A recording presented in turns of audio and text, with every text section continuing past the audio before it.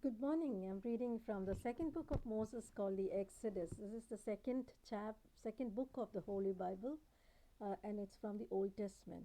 The second book of Moses called the Exodus, chapter 1 onwards. Now, these are the names of the children of Israel which came into Egypt. Every man and his household came with Jacob: Reuben, Simeon, Levi, and Judah, Issachar, Zebulun, and Benjamin, Dan and Naphtali, Gad, and Asher. And all the souls that came out of the loins of Jacob were 70 souls, for Joseph was in Egypt already. And Joseph died, and all his brethren, and all that generation.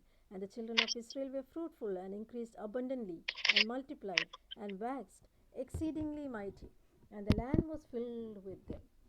Now there arose a new king over Egypt who knew not Joseph. And he said unto his people, Behold, the people of the children of Israel are more and mightier than we.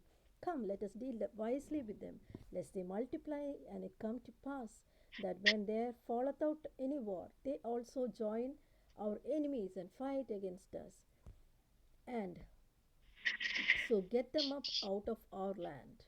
Therefore they did set over them taskmasters to afflict them with their burdens, and they built for Pharaoh treasure cities, Pithom and Ramesses.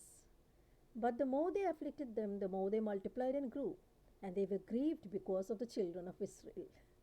And the Egyptians made the children of Israel to serve with rigor, and they made their lives very bitter with hard bondage in mortar and in brick and all manner of service in the field. All their service wherein they made them serve was with rigor. And the king of Egypt spake to the Hebrew midwives, of which the name of one was Shiphrah, and the name of the other was Puah.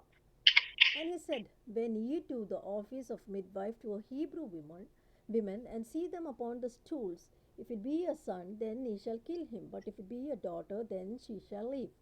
But the midwives feared God, and did not as the king of Egypt commanded them, but saved the men children alive. And the king of Egypt called for the midwives, and said unto them, Why have ye done this thing, and have saved the men children alive? And the midwives said unto Pharaoh, Because the Hebrew women are not as the Egyptian women. They are lively, and are delivered before the midwives come in upon them. Therefore God dealt well with the midwives, and the people multiplied and waxed very mighty. And it came to pass, because the midwives feared God, and he made them houses. And Pharaoh charged all his people, saying, Every son that is born he shall cast into the river, and every daughter he shall save alive. Chapter 2. And there went a man of the house of Levi, and took to wife a daughter of Levi. And the woman conceived, and bare a son. And when she saw him that he was a goodly child, she hid him for 3 months. And when she could no longer hide him, she took an ark of bulrushes, daubed it with slime and with pitch, and put the child therein, and she laid it in the flags by the river's brink. And his sister stood afar off, to wit what would be done to him. And the daughter of Pharaoh came down to wash herself at the river, and her maidens walked along by the river's side.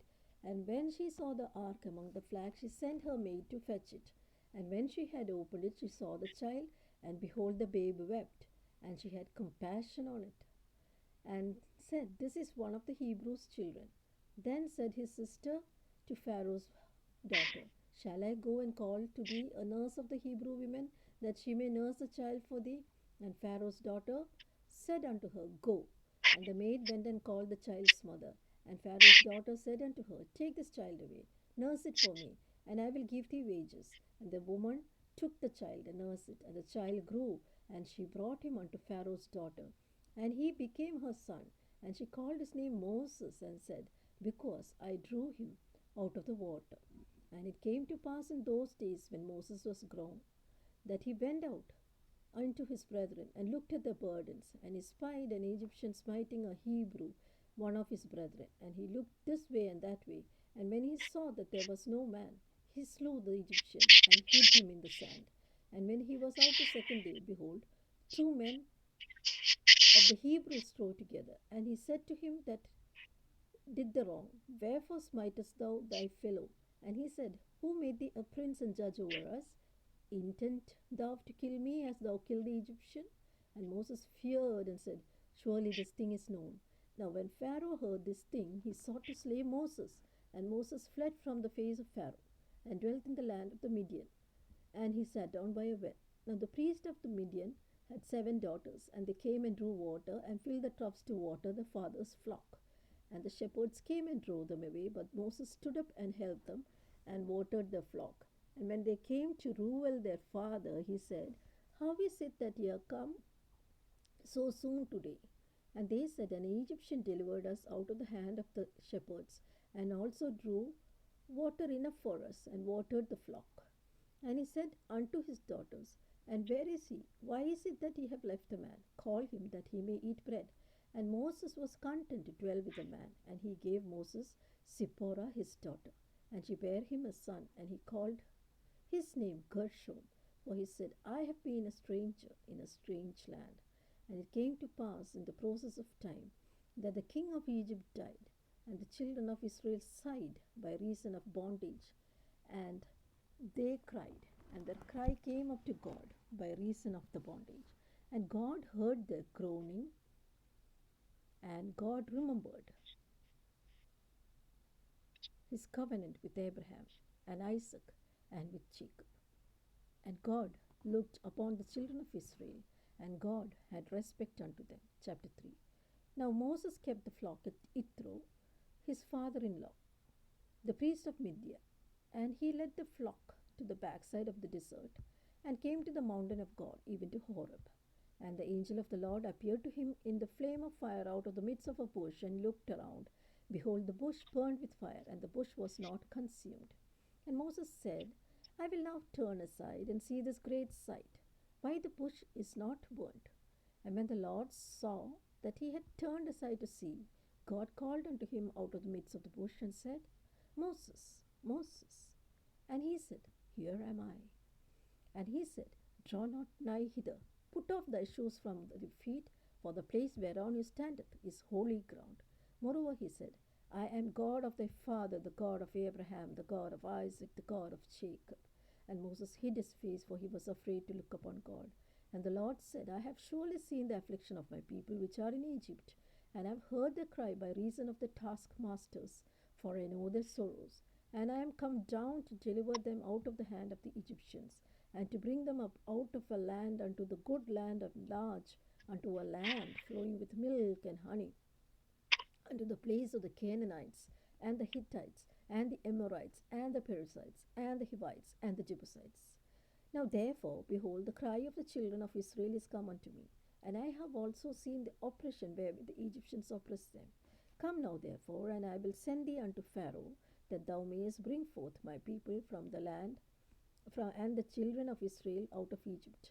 And Moses said unto God, Who am I, that I should go unto Pharaoh, that I should bring forth the children of Israel out of Egypt? And he said, Certainly I will be with thee, and this shall be a token unto thee, that I have sent thee. When thou hast brought forth the people out of Egypt, ye shall serve God upon this mountain. And Moses said unto God, Behold, when I come unto the children of Israel, what shall I say unto them? That God of your fathers has sent me unto you? And they shall say unto me, What is his name? What shall I say unto them? And God said unto Moses, I am that I am. Thus shalt thou say unto the children of Israel, I am has sent me unto you. And God said moreover unto Moses, Thus shalt thou say unto the children of Israel, The Lord God of your fathers, the God of Abraham, the God of Isaac, the God of Jacob, has sent me unto you. This is my name forever, and this is my memorial unto all generations.